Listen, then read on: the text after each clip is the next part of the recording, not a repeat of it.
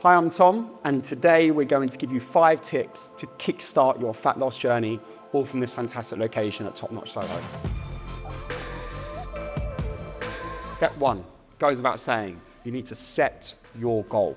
Now that could be 5 pounds, it could be 10 pounds, it could be a kilo, it could be 2 kilos. However, the number one word I need to stress out of importance today is fat loss, not weight loss. They're two very, very separate portions. People say weight loss a lot of the time, and I don't want to be like too about it, but fat loss is what you should be trying to obtain.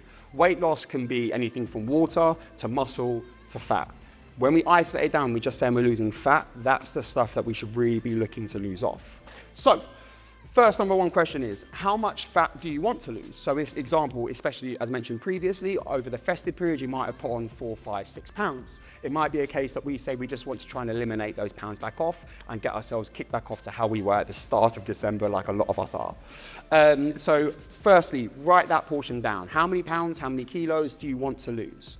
Second point, you have to ask yourself the question, why do you want to lose the weight? Is there a particular training goal in mind? Is there a position in that year where maybe you're going to a wedding, you're going on holiday? So you can kind of have it in your mind, I want to lose X by Y. That's the reasoning behind why I'm trying to train towards this goal. It also leads to the next portion, which is realism. It's time. You have to make sure that you can't lose 10 kilos in a week in any form of safe environment. It means that you can actually sit down and strategize your goal to make it realistic. There's nothing worse than setting yourself that goal item in your mind, I want to achieve X by Y, and not obtaining it because the timescales are completely unrealistic. Realism when it comes to fat loss is so important. It's a marathon and not a sprint. Always remember that. The next portion is log your starting point. I cannot stress the importance of this whole protocol. And that means taking photos of yourself in the mirror, understanding how your body looks currently and where you want it to be later on. Capturing weight, it's important, but not the be all and end all, because scales don't account for what weight you are in a sense of what is the bioimpedance, what is the differences between your muscle to fat ratios, etc. So you want to be in a position where you have a weight starting point just so you can log it down and you can have a number of variables to compare as you progress and ultimately when you achieve your end goal. Clothing sizes. For women, obviously, get your size down at the start and then again, keep checking it as time goes on. I wouldn't say it's a position where you're checking it daily, weekly, monthly. It's just a case of checking in when you feel it's necessary to check in and see how your progress is. Tape measurements. I would always suggest to anyone starting, I know it can be, sometimes people look at this maybe a bit too extreme, but it's a good example and another factor that you should always put into kind of your starting point on this journey. I'd always suggest going around your navel, going around your waist, your chest, your arms, and your quadriceps. Just take a rough measurement so you know exactly where your body is right now. And then if you do go on the scales within say 4 weeks and you haven't seen a weight shift, but you have noticed there has been a loss of size across your navel, you're going to see that there's been progress in another section, not necessarily on the scales. So there's a number of things that we can tick as we go that will make you feel like you're achieving something. You're getting closer and closer towards that end goal. BMR recording. BMR, not BMI. People sometimes get these two terms confused. BMR stands for your basal metabolic rate. It's very important we understand that position before we start your fitness journey, especially around the whole fat loss, when we are looking towards trying to create calorie deficits. BMR is so important. BMR is basically how many calories your body needs in a day just to sustain itself. We can build nutritional programs and understanding of food off that. So it's very, very important we get that figure. Apps like MyFitnessPal or even a simple Google My BMR calculator will allow you to understand your current BMR, and then we can then make decisions later on in regards to calorific intake from that on active and inactive days. The last part that I think a lot of people overlook is injuries and weaknesses. Where is there in your body that maybe you've suffered previously with injuries or issues? A lot of people suffer from lower back pain, knee pain, hip pain. It's important that we pinpoint that down early on, because the last thing we want as we progress through this journey is any form of massive setback that's going to push you back a month, push you back a week, and you end up missing training, missing opportunities to burn calories because you've overlooked a simple injury that's maybe been bugging you for a while. Those are my points that I would start with when it comes to setting the goal. What type of training do you need? Now, this is where I feel a lot of people have maybe got a bit lost in the world of fitness, and sometimes there's a lot of snake oil out there. People start following certain trends or habits, eating patterns, training types. Should I do low intensity, steady state cardio? Should I do HIIT? There's so many ways that you can approach this goal. I'm going to strip it down to its absolute basic fundamentals, so anybody starting this journey ultimately has the best information, to my knowledge, that will allow you to start this journey in the best possible way. Number one thing that people overlook: resistance training is paramount to this goal. Don't overlook it. Throughout my career of working in this industry, I cannot tell you the amount of times I've had people say, oh, it's going to get me big, it's going to get me bulky, I don't want to look like this, I want to look like this. Resistance training, I've drawn a diagram here that maybe the camera can't pick up so much, but there's a simple principle we call in the industry the upward spiral. If your starting position is quite low, we want to end up on the higher spiral. And that there is your BMR, your metabolic rate.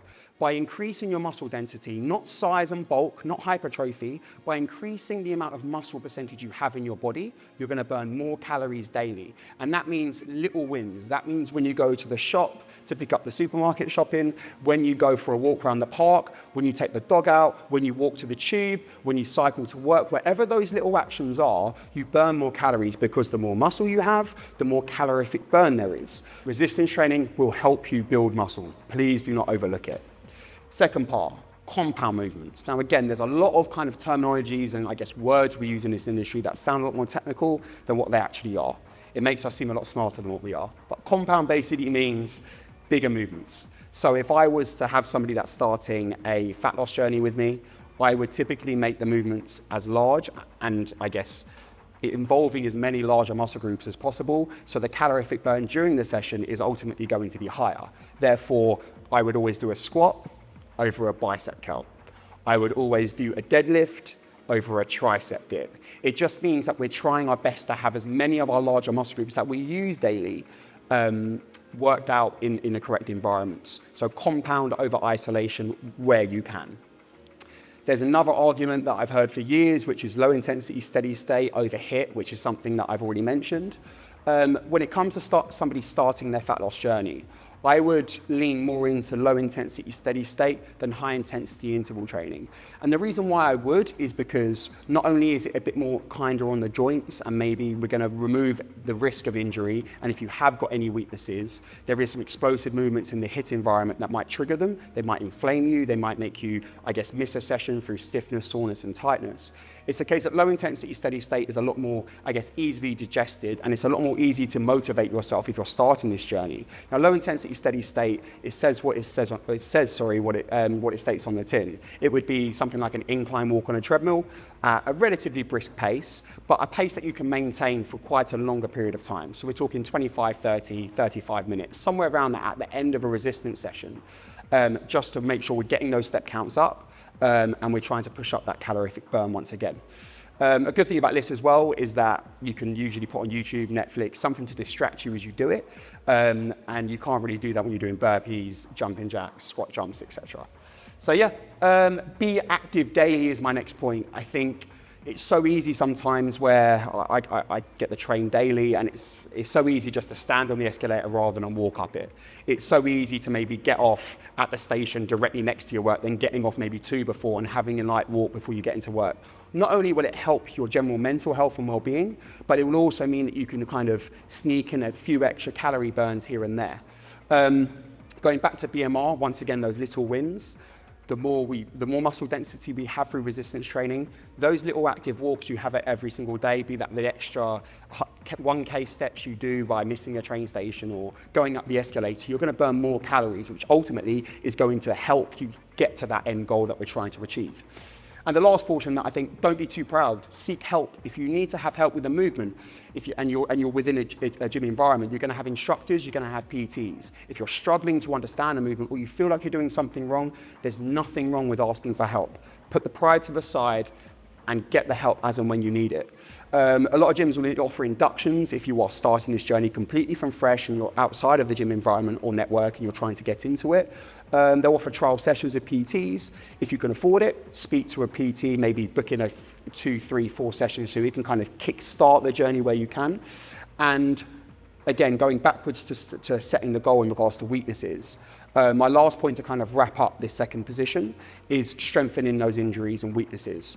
The reason why I'm saying that is because if, say, we get 3, 4, 5 months down the line and we're really kind of chugging towards that goal, which is great, and then that injury that we had at the start wasn't really maintained or looked after, it might mean a massive setback for us. So seek advice with any form of injuries that you're starting with. That might mean that you get referred to try maybe a little bit of Pilates once a week, or if your mobility is a bit poor, you might be within the gym environment be kind of pushed more towards like things like yoga, mobility, just to make sure the body's, I guess, staying in tune and it's not going to kind of void us from achieving the goal that we're trying to obtain. Part 3, calorie deficits. Now, I guess if you're watching this video, no doubt you have seen others, and calorie deficit is something that comes up quite a bit. The basics of calorie deficits. You need to put your body into a position where you are consuming less than what you are burning. That's it in its absolute nutshell, in its most basic format. Now, to understand how calorie deficits would work, I think a lot of people kind of fall short sometimes, and they maybe think Monday through Friday is where calories kind of count, and then Saturday and Sunday is where they do not. Now, I've got a brief example on here. Again, the camera might not be able to pick it up too sharply, but I've got 2 examples. One where client A is eating 1,400 calories. It's a rough number that I've just plucked out of my head. So 1,400 calories they're consuming every single day, Monday through Sunday. Client B is eating 800 calories per day, so a real deficit here. I mean, to a level that I would never ever suggest or go anywhere near. But this person is almost starving themselves Monday through Friday at 800 calories, but then Saturday and Sunday they're taking in 3,500. Again, just numbers that I've plucked out of my head. But for people to understand, you would look at A and B and you look, oh, B's actually like, they're doing really well with a calorie deficit. They're really under eating, which isn't necessarily going to be a good thing here. Not only is client B between Monday and Friday going to feel very tired, very lethargic, and risk of injury actually goes up, but client A is going to be better sustained within this particular format. Now, if you were to actually add these calories up, client A, by eating consistently 1.4 every single day, is actually in a higher deficit than client B. So the overall, A would consume over the course of a 7-day window 9.8K calories. Client B would be on 11K. So there's a big difference there between the two. We're talking 1,200 calories per week difference. You start doing that per month, per quarter, per half year, per year, you can start seeing the massive gaps and differences that will happen between these two clients. So my suggestion is, don't be restrictive. Just plan ahead in regards to your calorific intake and when you are eating. And if anything, keep your calories more consistent than having low days where it's absolutely restricted and restrained, and then having ridiculously high days on Saturdays and Sundays where you kind of put all the previous 5 days into the bin. That's my suggestion with this kind of example. Now, again, we're always going to go around the balanced high protein diet that I guess is often plugged and pushed in our industry, which I do agree with. But foods, I think it depends on your relationship with food. Whether you like to cook or not is a big thing. There are a number of meal prep companies out there now that will do all the hard work for you. But if you're comfortable to cook, please do. There's nothing more, I guess, centering, and I guess it makes you accountable for your goal than spending maybe 1 or 2 days a week prepping your week in advance and having your food prepped and ready inside your fridge. It will stop you from maybe binging and reaching for things that you shouldn't be. It's cheaper by a country mile if you get your breakfast, lunch and evening meals prepped and planned, and having your snacks in between that are things like fruits, etc. My go-to that I would always have in my shopping basket every single week, Greek yogurt. I always get some type of mince, so it'll be about 96% usually of minced beef, steak, chicken breast. Now, don't get me wrong, I love chicken thighs, I love chicken drumsticks, I love chicken wings. The only issue with them is that the fat content is higher than breast, and therefore your calories are going to be consumed quite quickly in a day. So I would always opt for breast if I was looking more towards the fat loss environment, just so I can keep my calories under control. Eggs are great, sweet potatoes, rice, fruit and veg. Those there, week in, week out, when I'm approaching my general diet, these are always present in every single shopping trip that I have. Part 4, plan your attack. Now this is where I feel like people sometimes just dip their toe into a number of different things and their training schedules change week in, week out. I would suggest the number one thing you can do right now is look at your diary, plan and strategize what days that you can commit to yourself and your goal. within your calendar, absolutely black out that time and day and say, I am not doing anything else during that time. If your friend calls you up to go out for coffee, I'm sorry, that's my time. Make sure that you really drill down in your week what you can commit to and stick with that. It's so important that you do that. From there, when I get to step 5, you'll start understanding how we can maybe split those days and what you're training on what days. But it's so important, number one thing, get your days and times down that they are unshakable, they are unmovable. You commit those hours to yourself. Step 2, what training splits would you work for?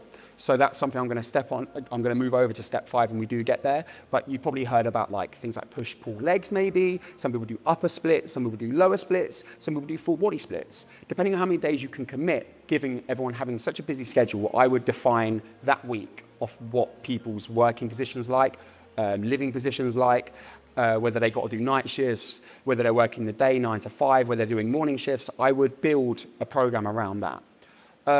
Regulate sleep. I cannot stress the importance of that point. I think sometimes it's overlooked. I remember hearing a stat recently that you'll probably hear like a friend of a friend or a cousin or an uncle that says, oh, I only ever sleep 5 hours a week. It's been statistically proven that nobody is working optimally at 5 hours sleep. I would always target minimum 7.5 to 8 hours. So if you find that maybe you're struggling to sleep at night, make sure you regulate your patterns. When you are typically more tired in the evening, so by working out in the morning, I typically fall asleep a whole lot quicker. Me, I'm a morning trainer and I find it kind of settles me into the day. So when I actually get home and I put that bag down, I'm already feeling like, yeah, I'm gonna be able to sleep now. Some people will find by maybe training in the evening, it has a reverse effect and you actually feel quite energetic when you finish. So I would always suggest if you can train in the morning or lunchtime, so when it comes to you getting home, you can also do the things that you like. You can watch your favorite series, you can put your feet up a little bit, you can have a bath, you can chill, which is what I find anyway. It kind of leads me into the point where I just go, actually, I want to go to bed now, not that I have to go to bed now. Hydration is key. Again, another point that people do look over. I personally usually consume somewhere between about 2.5 to about 3.5 litres per day, but it depends on what I'm doing that day. Obviously, if I've got a very, very active day, I'm playing sport, I'm training in the gym, naturally those numbers do go up. When I say hydration, water is key. During training, some people opt for things like electrolytes to help restore. But water is key, period. Electrolytes can be looked at, but I would always say water is key throughout the course of a day. When it comes to prepping your food, I would suggest trying to lock down at least 2 days a week, again, in your calendar, that you are locked in and you are centered around what you're prepping for that week. So get some Tupperware, prep your meals, have them ready to go in the fridge. All your breakfast items are there, all your lunchtime items, all your evening items are already all labeled, ready to go in the fridge. And again, it keeps you on track with that goal. Two more portions we have to go through. One of them is lock in for 60 days. Now, it's been proven that once you start getting over that 60-day window of trying, I guess, a new habit, a new goal, a new hobby, after 60 days, statistically, you're more inclined to actually achieve that goal or at least put it into a habit that you are then becoming more and more used to. So again, look at that calendar over a course of 60 days. What do you want to achieve over those 60 days? And at the end of it, if you are sticking to the plan and you are building your training regimes around everything that we're discussing today, you should start seeing progress. It might not be that you're necessarily 100% on goal and trends when it comes to your body fat position, but you should feel better in yourself, your body, your general well-being, your mental health. Everything will take that little healthy boost in that right direction.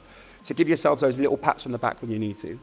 And the last portion is overload, or as a general lifting principle, being able to lock down and write down what you're doing and when you're doing it. It's a good way of understanding your strength positions or your lifting positions or your technical positions, or I guess sometimes you might even start seeing that night where you only had 4 hours sleep or 5 hours sleep, you can see how it can negatively affect your progress. So when you are training, make sure you write down what you're doing that day in regards to your training splits, the exercises you complete, your reps, your sets, your rest. And also, as a little kind of big tick at the end of it, we use something called RPE, so rate of perceived exertion. And that's a way that you can kind of lock down how hard that set was. Was it between a 7 and an 8? Was it more of a 9? Was it really hard today? Was it more of a 5? Is it time to start pushing those weights up? The definition of madness is doing the same thing over and over again and expecting a different result. It's a great statement when it comes to overload principles. Make sure, say you start week 1 and you're doing a 30, 40 kilo leg press. By week 6, you shouldn't be doing a 30, 40 kilo leg press. You should be progressing as your body does get stronger. Right, so step 5, execute and lock in. So here, the camera might not be able to see it so clearly, but it's a representation so I can see it as I go. I've got an example week of how I would approach a training plan for somebody that's trying to push towards fat loss at the start of their journey. I would have a Monday through Sunday calendar. I would put in what am I training that day? Am I training that day? My step count, again, active calories, try and get moving as much as we possibly can. And meal prep days. So those are the 4 things that I would have south, and then if I'm going from right, I would then go Monday through to Sunday. So example training plan here would be a Monday training session, a Tuesday session, Wednesday a nice little rest day, Thursday we're back in the gym, Friday rest day, and then a Saturday training day with a Sunday rest. Looking at that training split, again, it might not work for you. You might be in a position where you can train on Monday, but then Tuesdays you have to do the kid pickup. So you can't train on the Tuesday night. So it might be the Wednesday morning you train instead. Work the training around what works for you. I would always suggest 3 to 4 days a week in the gym when you can, okay? Don't kick yourself if it's absolutely impossible to achieve that, but 3 minimum, 4 if you really can. The training types. Now, because I've identified with this client that they could train 4 days per week, I've opted to do upper body sessions and lower body sessions. This way, I can train the upper body twice per week. I can train the lower body twice per week. And at the end of each session, there's a small section of low intensity steady state cardio just to up that step count and allow us to burn more calories. Every single day, I'm aiming to have a higher step count depending on what I'm doing that day. So on training days, step count can be lowered purely because I'm already burning calories when I am going into the gym. On non-training days, not just for mental well-being and health, but again, trying to be active every single day, I would do a little bit more in regards to step count. So I've looked at Monday, Tuesday, Thursday and Saturday, which are training days. I've restrained the step counts down to about 8K. It doesn't have to be 8K. You can do 10, you can do 9, you can do 7, you can do 6. But as they're active days, you can afford to not maybe walk as much. But on the non-training days where I'm saying, okay, you're having a rest day today, get up and get moving where you can. So on the Wednesday, Friday and Sunday, I'm saying we have to try and get a minimum 10K steps in. So that means, again, if you can go out for a nice long walk, take the dog out, walk, go and have a coffee somewhere, wherever it might be, just to make sure we're keeping that body active and moving. Finally, I've locked in my meal prep days. Now, this is the way that I personally do it, 2 days a week. You've got your Sundays, that I do, and the Wednesdays. So I prep Sunday through to Wednesday, and then I then prep Wednesday through to Friday and Saturday, up to Saturday morning normally, and then Saturday lunch and evening meal, sorry for me. Usually I'm cooking whatever I fancy on that weekend. So try your best to kind of, I guess, table it and understand what you're doing that day, and therefore you can kind of visualize what your week's looking like and prepare yourself ahead of time. Final portion as I slide over is the exercises that I would suggest if I was to do an upper body split with a lower body split and then a low intensity steady state session to kind of wrap things up. The movements that I've suggested for the upper body are things like bench press, lat pull down, press ups, shoulder presses, and bent over rows or vertical rows, depending on which way you want to throw it. My examples for lower body are things like squats, lunges, deadlifts, leg press and hip thrusts. Very, very good, large compound movements. Again, we're looking at calorific burn, big movements. My final portion in regards to what I would wrap each session with is that low intensity steady state principle, as I mentioned earlier. So that would be a treadmill on a percentage grade incline. You would know your body and I guess your current fitness position of what feels comfortable. Put it onto a pace that you would consider like a brisk walk. Get your phone set up, get your favorite series on Netflix, YouTube, whatever it might be, and hit it for maybe 20 minutes on week 1, Maybe week 2, you're feeling a bit fitter, you've got a bit more energy, go for 25 minutes. Again, periodize that and grow that. But the most important portion, as mentioned earlier, is making sure that that resistance training is complete. And if you do have the time after, get the low intensity steady state at the end of the session, just to kind of wrap things up and get that step count higher, get that calorific burn to where we need it to be. And that's a wrap. So if you are looking towards, I guess, starting this year with a fat loss principle in mind, those are the 5 key steps that I think anyone should start with, just to make sure not only can they kind of start visualizing their goal, they can plan, structure, and prepare their training in advance. They can plan everything when it comes to what they're eating and consuming, and they can kind of build this healthy regimen of well-being and, I guess, strategized work towards that goal of fat loss. It is a marathon, not a sprint, as I mentioned at the start. Don't expect to have dramatic, crazy results every single day or every single week or every single month, because it's not always going to work out that way. But just make sure that those little wins that you have as you go along, be that you lift an extra 2 kilo on your squat, be that the walk on the treadmill when you're doing your low intensity steady state at 35 minutes at a decent brisk walking pace, felt a bit better today. Take those little wins as you go, keep the habits consistent and secured, keep pushing it for 60 days, make it a habit, make it a routine, make it part of your life. Be very, very surprised at what you can achieve.